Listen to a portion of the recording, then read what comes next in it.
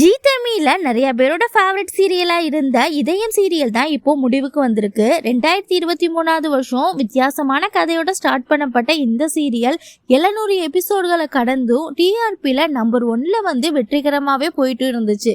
இந்த நிலையில தான் அந்த சீரியல்ல வந்த சில கதை மாற்றங்கள் காரணமா இதயம் சீரியலோட இந்த பார்ட் முடிவுக்கு வந்திருக்கு. இதுல ஷாக்கிங்கான விஷயம் என்னன்னா, இதயம் சீரியலோட செகண்ட் பார்ட் வரப்போகுது. ஆனா அதுல பாரதியார் ரோல் பிளே பண்ண போறது ஜனனி இல்லைன்னு அவங்களோட இன்ஸ்டா பேஜில் ஒரு அனௌன்ஸ்மெண்ட்டும் கொடுத்துருக்காங்க.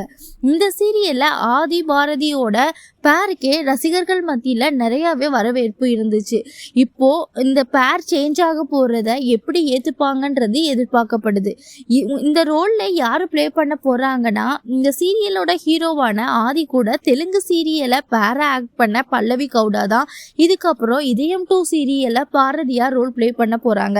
நீங்கள் யாரெல்லாம் பழைய ஆதி பாரதி பேரை மிஸ் பண்ணுறீங்க, இப்போ வரப்போகிற ஆதி பாரதியோட பேர் யாருக்கெல்லாம் பிடிச்சிருக்குன்றத நம்ம கமெண்ட்ஸில் சொல்லுங்கள்.